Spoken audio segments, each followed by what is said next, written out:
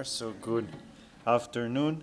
Today, Victor will present as a brown bag seminar, or we will change the name soon into Tupperware seminars or something like that. So welcome and thanks for being here. Victor has a Bachelor of Law and a master's degree in Marketing and Communications with postgraduate studies in local economic development. I think it was part of how do we diversify certain profiles in CIMID and in the program. And in that sense, you were looking for experience in public-private partnerships, agriculture and marketing, agribusiness, and sustainable development. CIMID has, Victor has lived in Asia, Europe, and America, where he worked for the FAO, dealing with farming market linkages, as well as agricultural market services.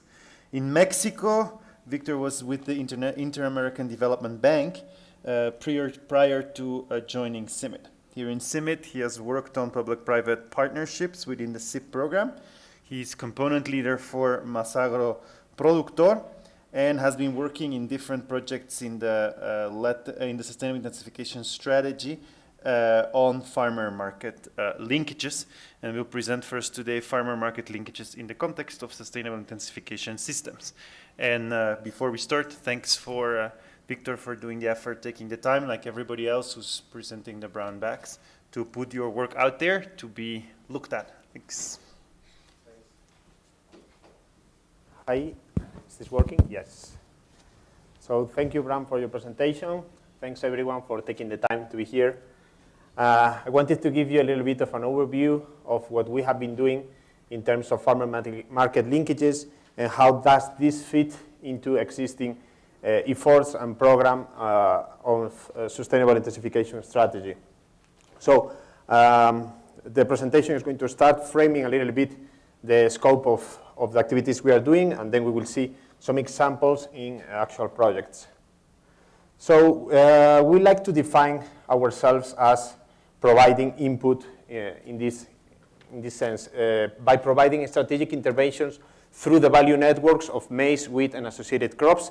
It's perhaps interesting to highlight here associated crops because it's part of CIMID's mission to work with crops different from maize and wheat, but especially it's important in terms of markets, aiming at strengthening commercial relationships based on sustainability, innovation, and competitiveness. So what we have been doing was reviewing in which sense we could provide some added value to what already was going on the market and how we could kind of round the activities that CIMID was already doing and what we were already doing in projects dealing with sustainable intensification, being Masagro, the federal project, one of the main efforts. Here you can see one of the infographies, one of the graphics that we are doing in which we kind of map the value chain. It's interesting to mention also that we refer here value networks. We want to refer that there are several readings on value chain and value networks. What is the difference? So we don't think they are; those are incompatible terms. We think those need to be combined. So, for instance, in the finance, the use of value networks have been used for years, where when they refer to the single actors in a given activity, considering the different role they may have. So kind of the same thing has been adopted by the University of Chapingo. We have been working with Roberto Rendon of CSTAM by understanding how can we do this. I see this as a reading, as value chain could be kind of a 2D projection of what is going on, and value networks can be kind of a 3D projection, or kind of isolating a specific player and understand which are the different roles that each player plays, being a client, being a supplier, being a complementer, or being a competitor. So we have been mapping the maize and wheat value chains with this perspective also. This is an example of commercial network mapping exercises that we did with Roberto Rendon in Oaxaca, in Chiapas, in 4 states in 2016. We plan to keep working on the next years in this effort what we do is to understand how do players relate to each other in a specific geographical context. We kind of take a picture of what is going on from a commercial point of view. We take the picture again after an intervention and understand whether new links have been produced, so that there are some factors that we cannot understand by reading a simple value chain, but by having these kind of associations and relationships mapped, we get a better understanding. And we actually want our collaborators providing support to farmers to also adopt this commercial networking mapping methodology. So why did we start doing this kind of work? It was mostly because of the demand of the farmers. So Masagro, as you know, started operating in 2011. Soon after that, kind of a couple of years afterwards, we realized that we needed to develop or to put together a component that would help farmers to push correctly their product. So we were kind of helping them to increase their productivity, to increase their production, but some of them were not linked to markets or were linked occasionally to markets or not understanding market dynamics appropriately. And we understood that by helping them to understand that, we could help them a lot. So we systematized the lessons learned. Like globally, there was some work of CIMIT already in different projects and regions in farmer market linkages or in agricultural marketing or value chain reading, and we incorporated that into the operation of Masagro. And of course, we went through extensive literature review to see what had been developed and how could we contribute to that. So this is an example of an infography of an early product that we developed, saying what is the kind of route that a farmer should take by feeling that is not competing with his peer farmers or their peer farmers. They can organize themselves, they can do joint efforts together. These are some examples of materials that we have been reading. So as Bram was mentioning, I was working at the marketing team at FAO, and we recovered part of that work. Andrew Sheffer, Ed Seidler, David Caham, who were kind of, who have been writing of this topic for years.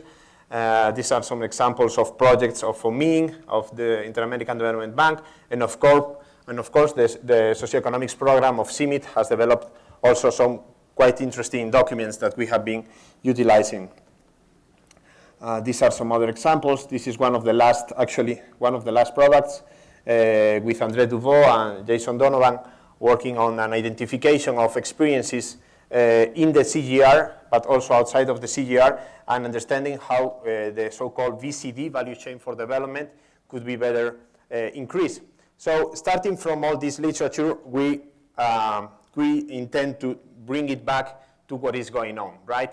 So we developed several guidelines, practical guidelines for farmers, for operators, to incorporate value chain development concepts in the projects. So for us to start or to work on a specific region, we need different elements to combine.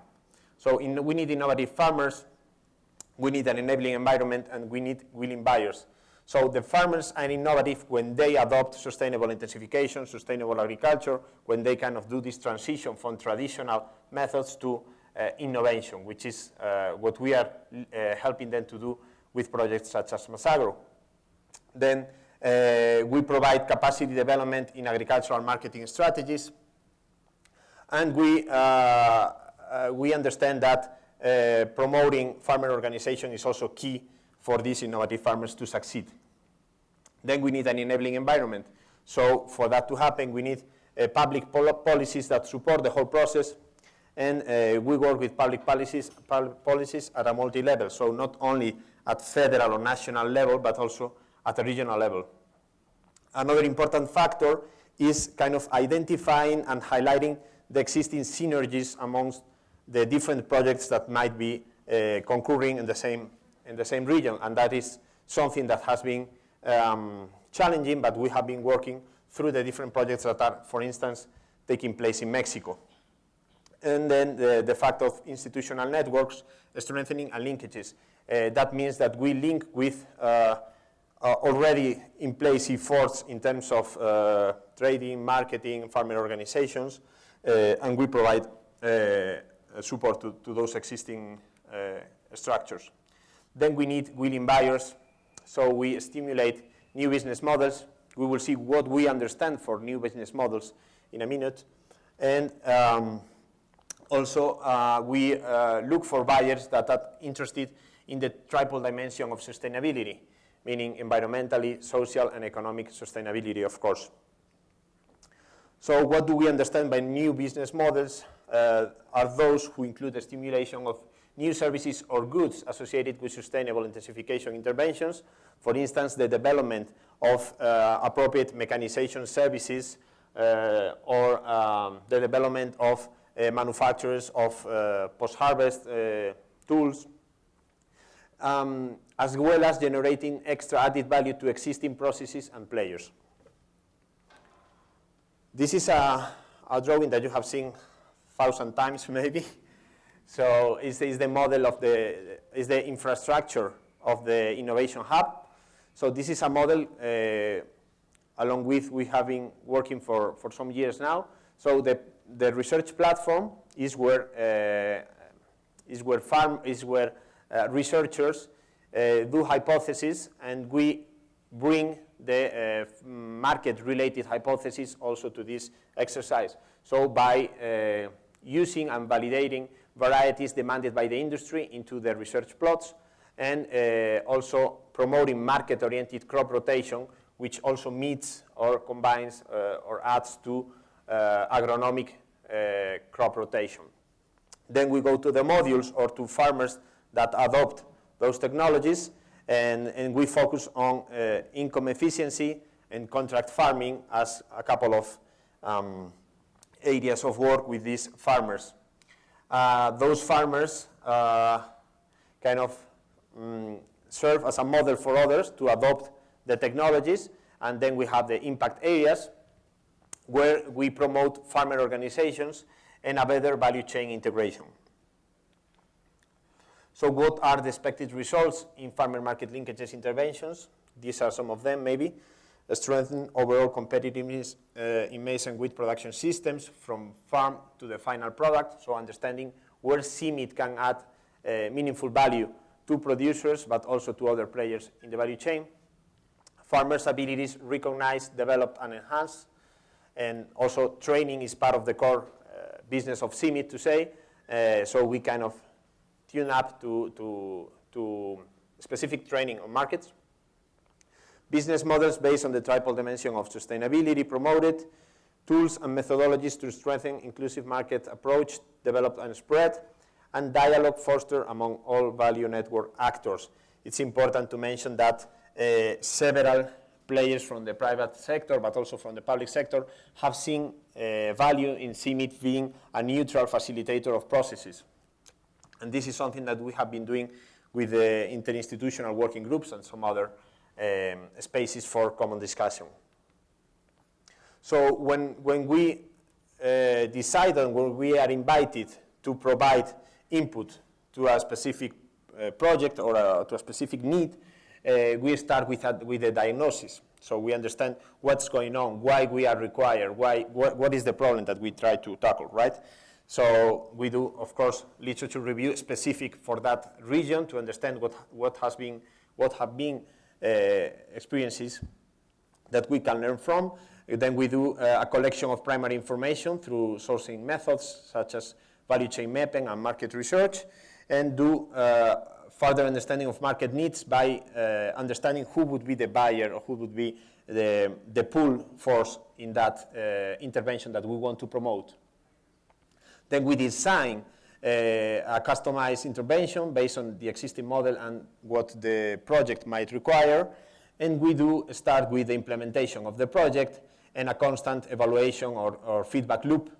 So this is an iterative process where we incorporate information and communication technologies or meal indicators, monitoring, evaluation, accountability, and learning indications, and learning and sustainability indicators that we bring into the formula.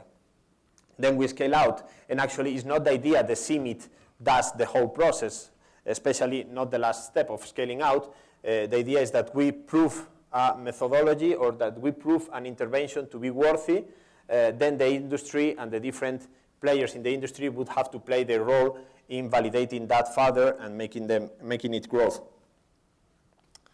An important area, as I was mentioning at the beginning, is providing appropriate training.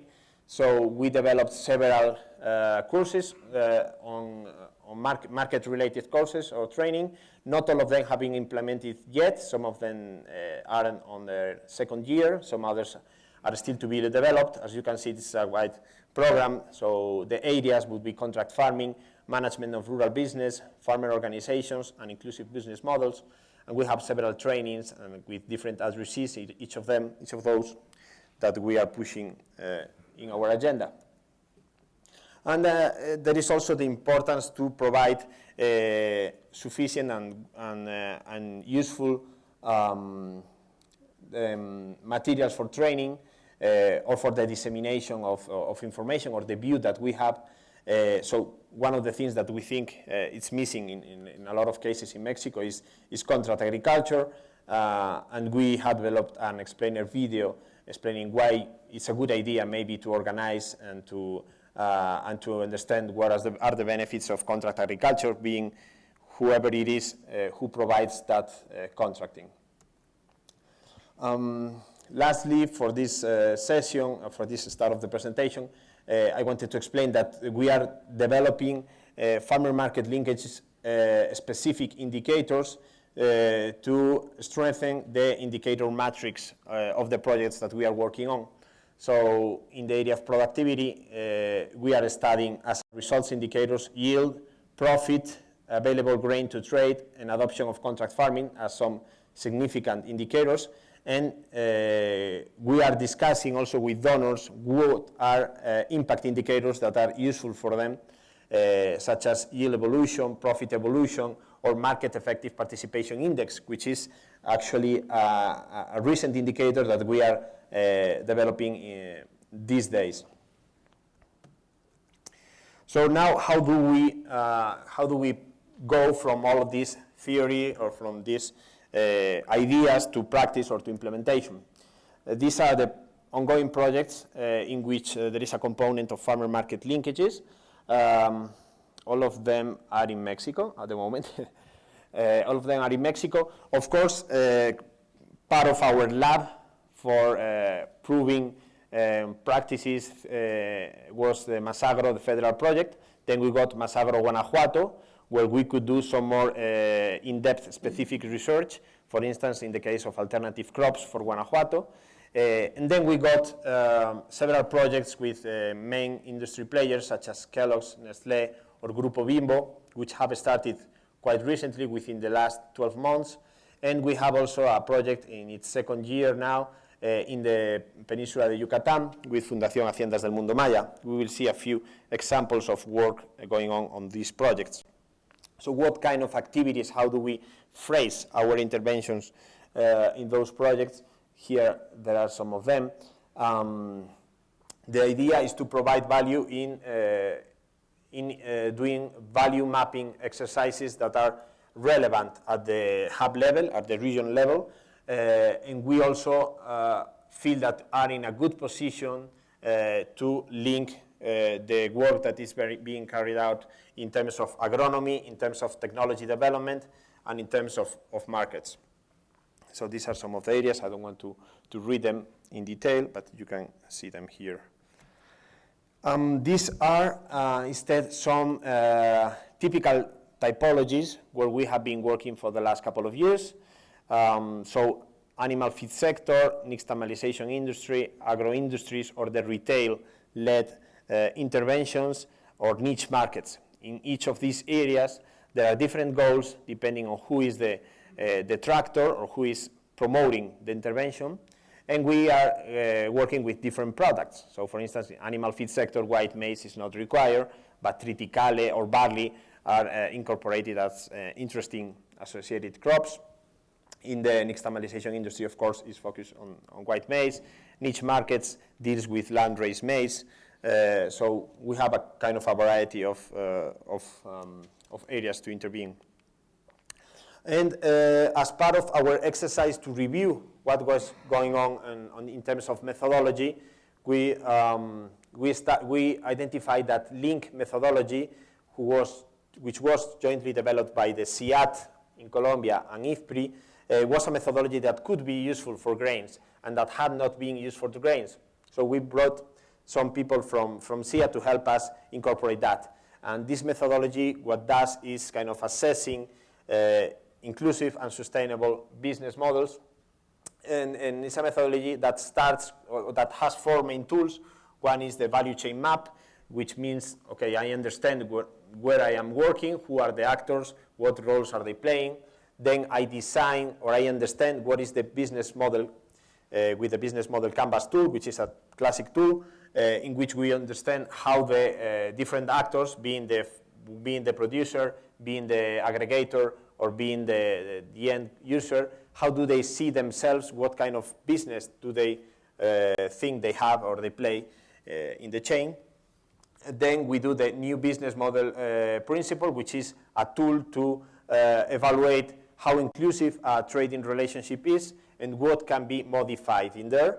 And then we go to the 4th tool, which is the prototype cycle, or actually implementing those modifications into the business model of the organization that we think can help out, and that is also guided by the same participants. Then it's a feedback loop. We keep working on this prototype cycle until we understand that business relationship between 2 players is actually optimized.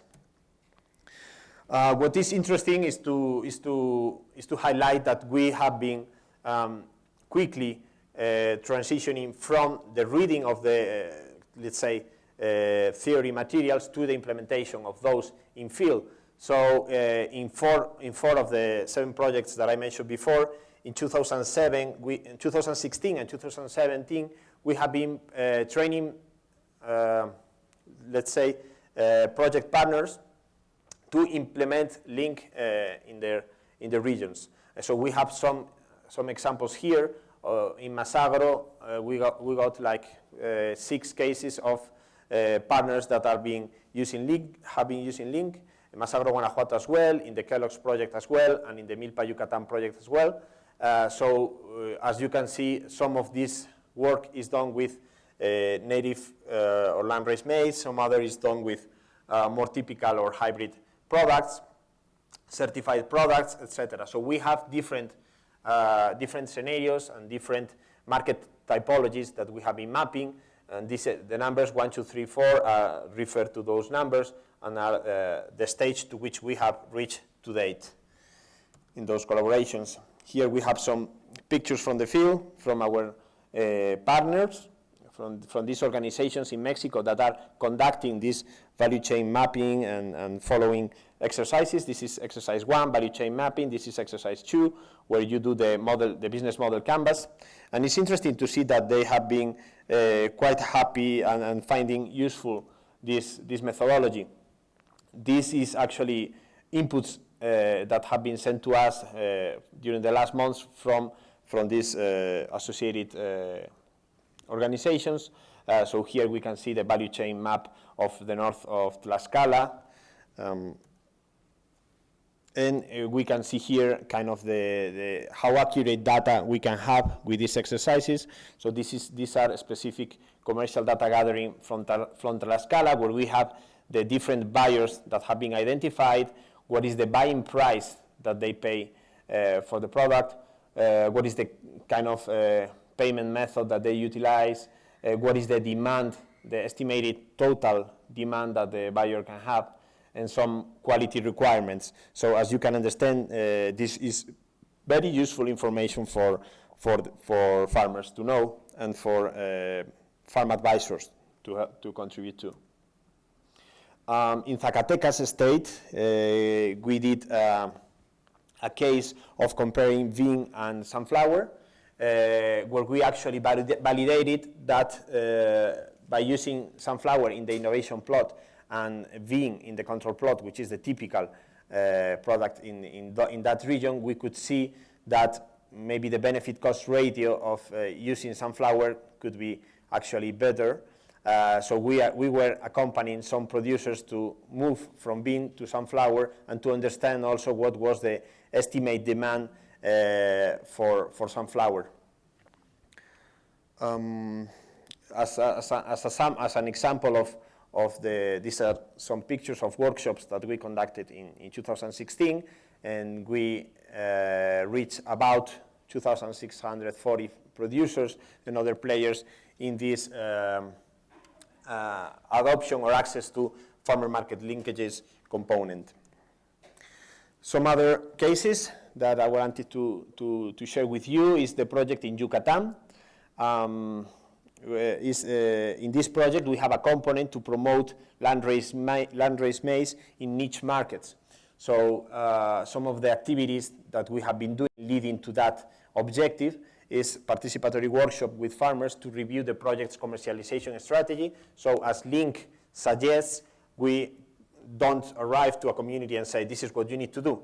Rather, we go there, we work with farmers, we understand through participatory workshops what they want to do, if they want to actually trade with their products, if they feel comfortable with the way they are managing their selling and so on.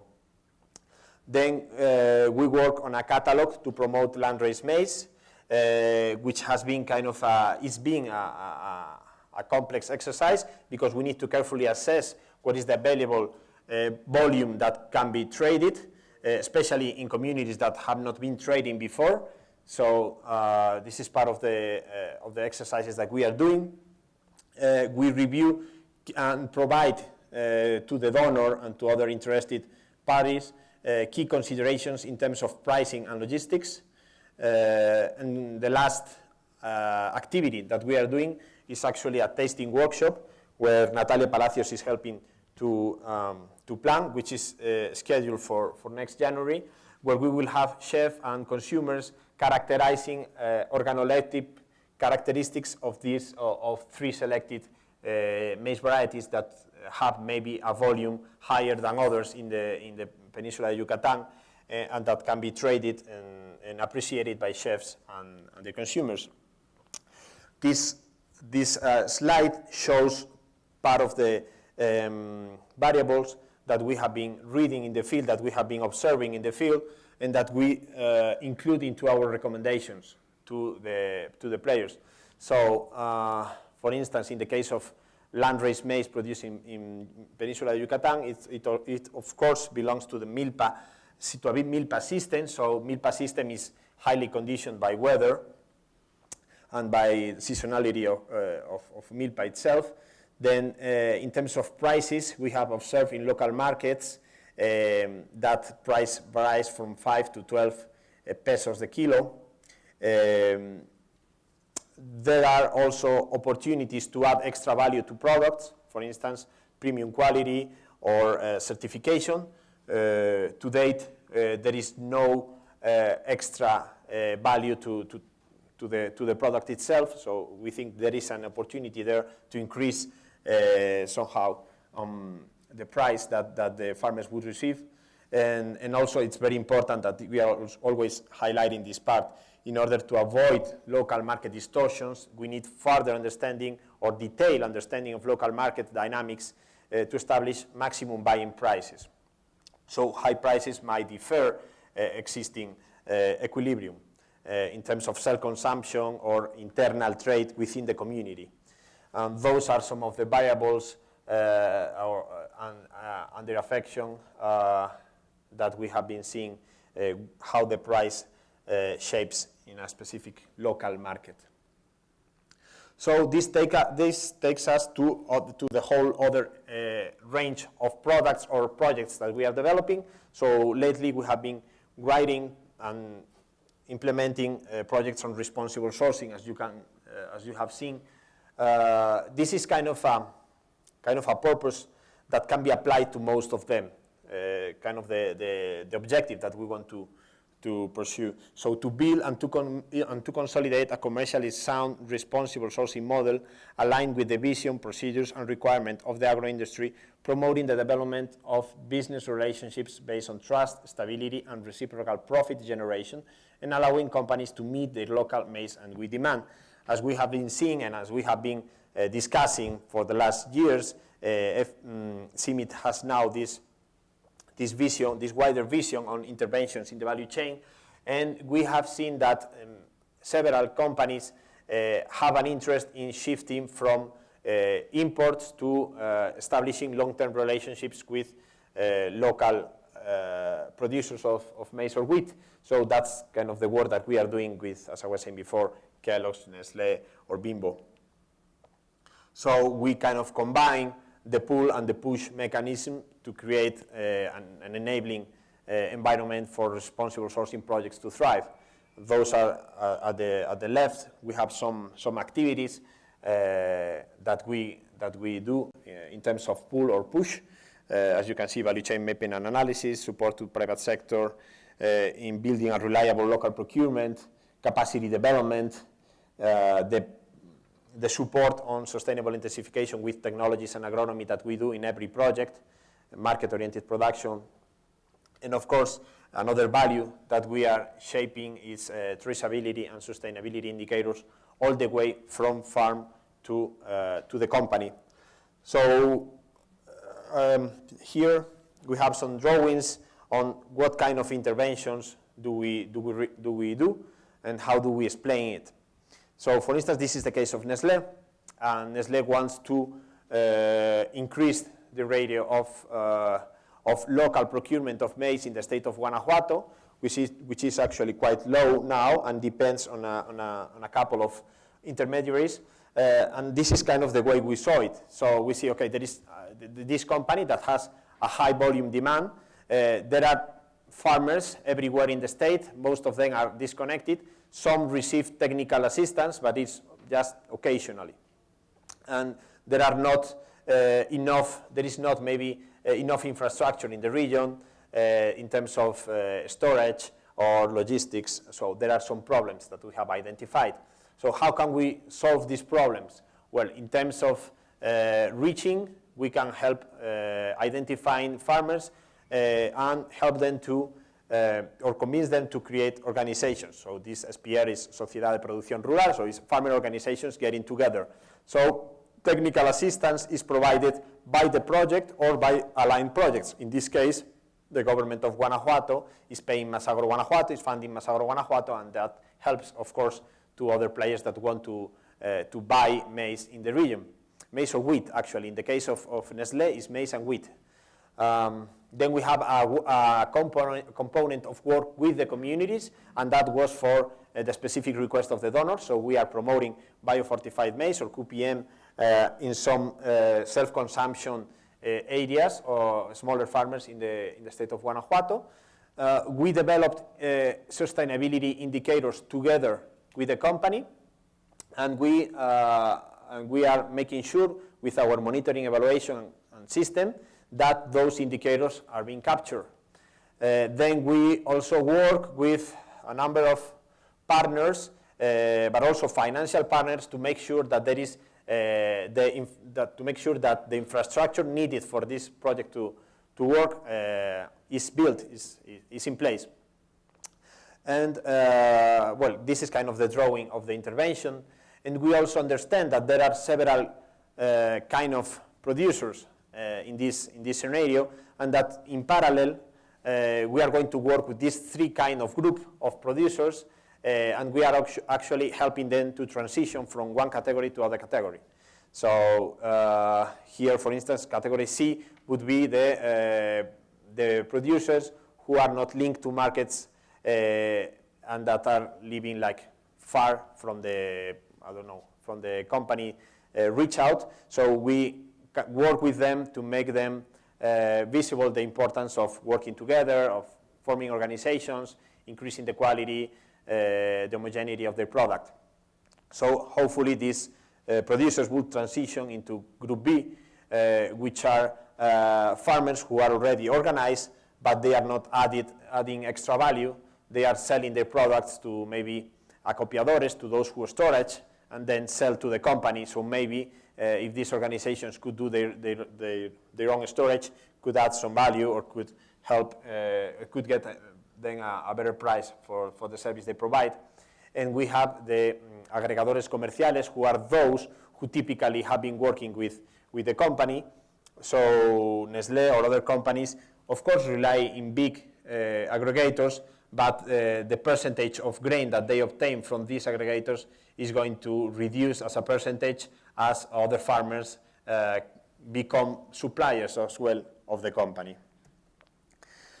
This is an example of work instead with Kellogg's, where we have been identifying what were the main bottlenecks between the company and the main aggregator that they deal with.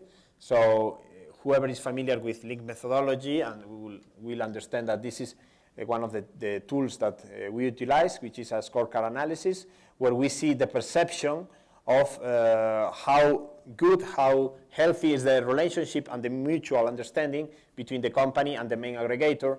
And when we see that there is a difference in reading or understanding of their position, then we kind of try to solve this difference. Then we do a value chain, we have done a value chain risk matrix, understanding what were the main factors that could affect the sustainability of the company business. And we provided this kind of exercises, which is not Chinese, but almost, but the company has the code. So I didn't want to put here exactly what were the recommendations, because this is, of course, confidential information, but we identified different kind of risks. We identified possible mitigation strategies and suggested route of action. This is also an example of a value chain map that we conducted for this last project. And well, this takes me to the last slide, which is what is coming. We have been quite, I would say, quite dynamic during the last few months in incorporating new topics. We would like to see what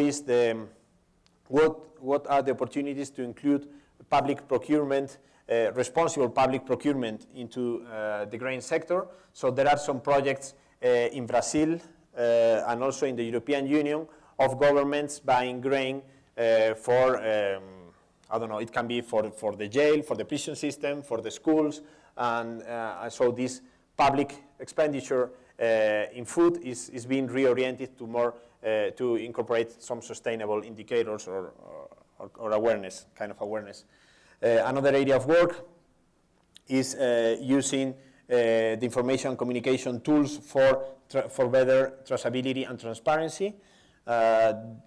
It is interesting to notice that IBM or Walmart have been working with blockchain technology to incorporate those elements of high-end technology into the food sector, and we think that CIMIT could also play a role there. We are working on understanding what could be actually our fit. There are organizations such as the Sustainable Agriculture Initiative or ICL Alliance, which actually support companies in developing sustainability standards, and we are in contact with these organizations to understand what is coming next in terms of sustainability indicators, so that we can be ready to provide that kind of information to the companies or to whoever we are working with in projects. And another element that we would like to incorporate within next year maybe is participatory guarantee systems or participatory certification, also known as participatory certification, as a close to zero cost option for farmers to certify their products, which we think is something that there are several cases of success, particularly in Asia. Now Mexico is kind of starting to explore this self-certification scheme. We think it's something where we can contribute to. And that was about it. I hope you...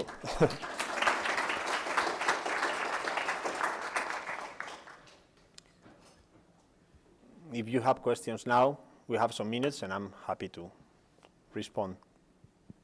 Thank you, Victor, for the presentation. I think you showed a lot of tools, which is always nice, I think, showing really how to do it.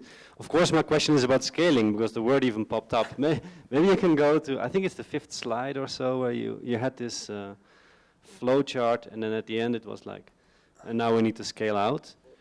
Yeah, that one. So my question is, now you say we focus very much on the design, it's implementation, and then the next step would be scale out, right? So I assume that in the first two blocks you reach maybe hundreds or thousands of beneficiary basically, and the next you want to go to millions, right? Mm-hmm. So I think you would agree that this is maybe more complex than what we're actually doing now. So question is, how do you see the role in supporting that scaling out process, and B, who should take the leadership on that block then, if we are not going to do it? Well, I think scaling out has to go through different steps or through different phases. And to the last station, we are probably not going to be the lead of that reaching millions, but we can do some interventions in a way to make sure that a process is validated and it works out. So, for instance, it wouldn't be enough if we, as CIMIT, start implementing the link methodology and think, look, this is something which is working out, but we don't help others to do that, and we don't count on others' opinion to do that. So as a first step into this scaling out exercise is to work with different partners who are private small companies providing services to farmers in Mexico that have been trained and are using themselves this methodology and seeing if there is any value in that. So if they when they understand that that's useful, they will do their own business by providing that service. And that's a first step to scale out. Then the same thing, similarly, it works with the companies. So the companies, when they see that a pilot is working out successfully for them, for instance, in the case of Bimbo, it's very clear that what they want to do is a pilot because they want to focus on, I don't know, it's not even 10% of their total procurement. But the idea is to scale it out to other regions, to other countries, to other crops. Or maybe in the case of Bimbo, not to other crops, but maybe in the case of Kellogg's, that they have more different ingredients, they would do that in other ingredients. So we just kind of put the seed in there and see if we can support to the scale out process. But it's a complex topic. I think we are working on that.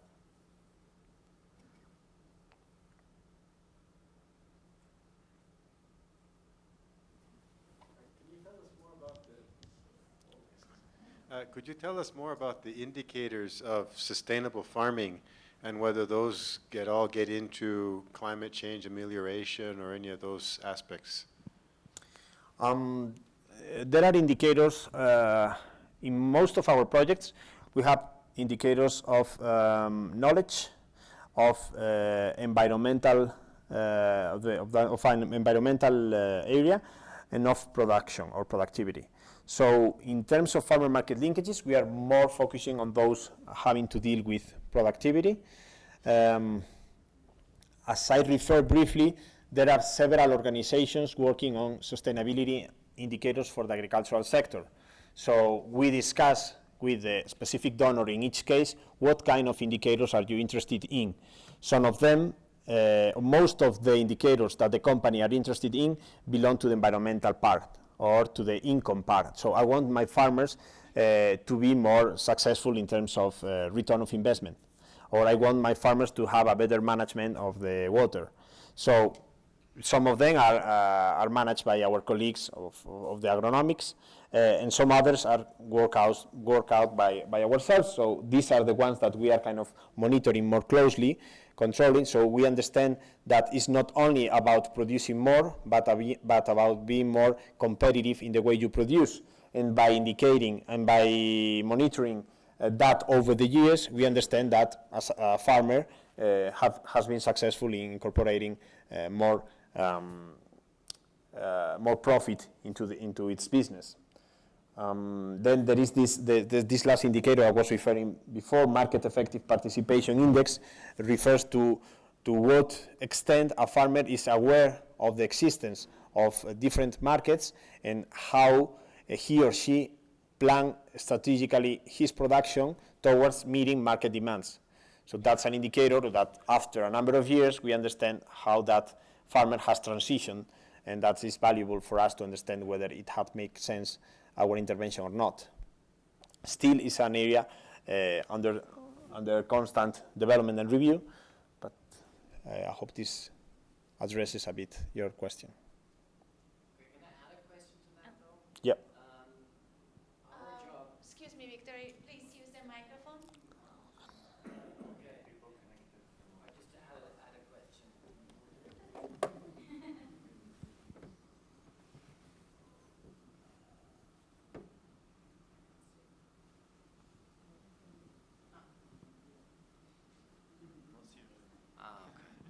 All right. So, our job is international agricultural research. So, we should also be interested in ensuring comparability across countries, regions, and so on. So these indicators, it would help if we can ensure some kind of comparability with, say, what we're doing in South Asia. So number one would be water use efficiency, two, nutrient use efficiency and three, emissions. Mm-hmm. And are they covered or not? Well, what we are doing, Bram, do you want to? Yeah, I think it's a bit misleading putting this one. This is a selection of indicators as an example.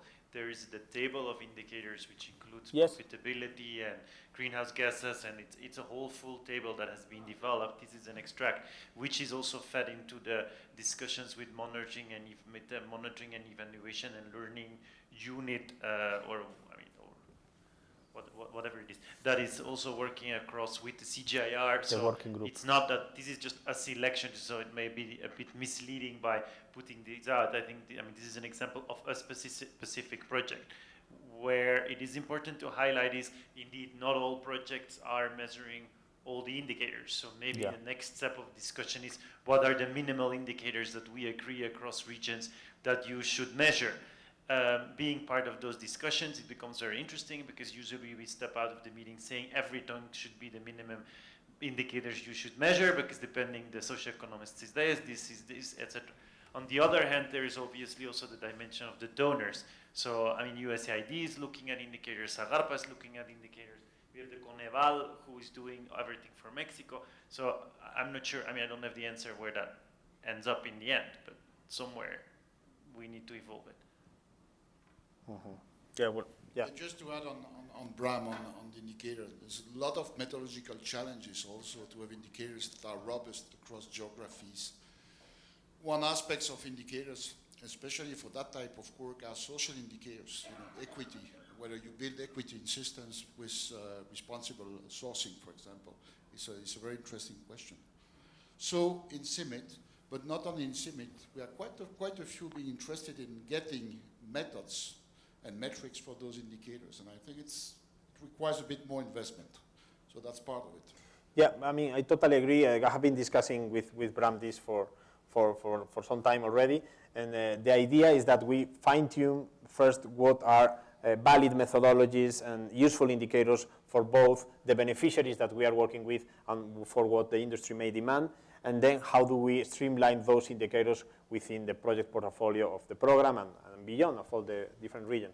I think it's interesting to look, Andrea, who's on maternity leave, has been working on that, and maybe it's interesting to ask her to give a presentation. But also for me, just to add, it has been quite interesting that on methodologies, etc., is completely different if you look at it from the business perspective, because they want those data streams to go in business continuity, which needs to be auditable by PwCs and those companies that then need to be able to translate that into financial indicators for them, because then their insurance goes down.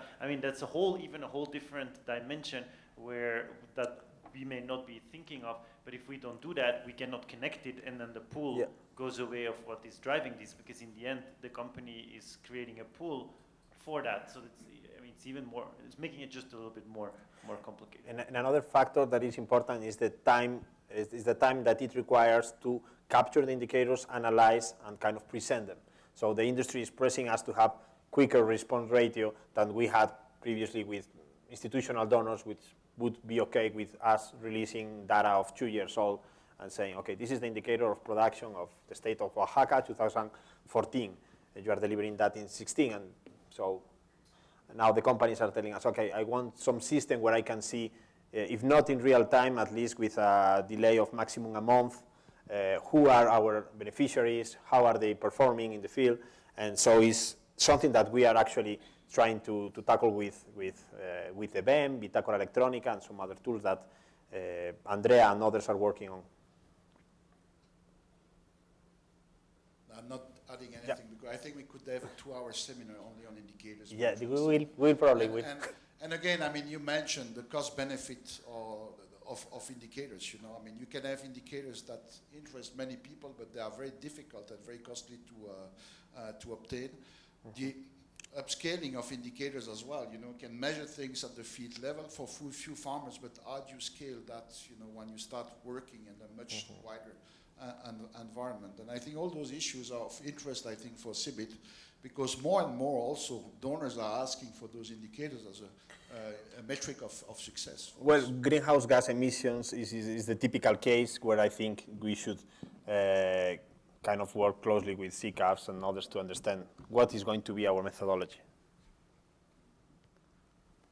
A question, because I think that was an interesting comment, and that we have, been discussing, and just for you to talk a bit about that. How do we avoid, or how do we at least put the signals there that by the interventions, instead that we are making sure that we enter at a leveled playing field? Because one of the elements is, you could say, I take the farmers and I put them in contact with the company, but that is not a level playing field, because the company is probably way more experienced with negotiating to farmers, which for them are suppliers, and that's what they do. They negotiate their supply chain. So can you comment some of the tools and elements that are being thought of to avoid falling in that trap and actually creating disparity rather than opportunities in a pool for the sustainable interventions? So one thing that we need to clarify every time is that we are not traders. So in that we cannot make sure that by linking farmers to companies, business is going to happen by itself.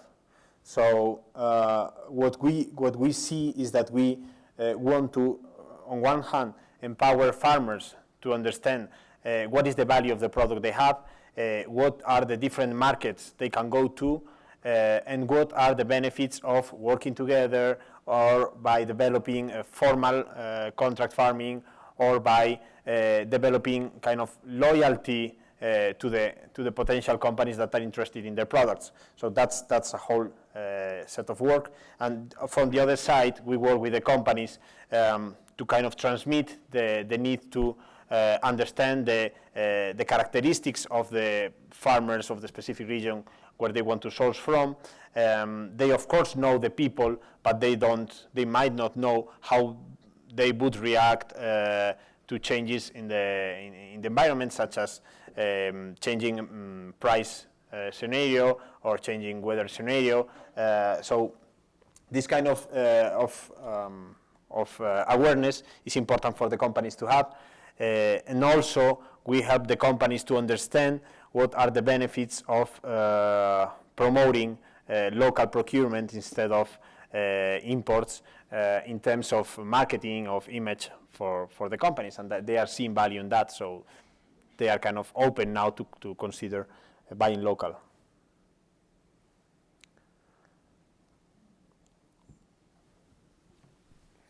Victor, I have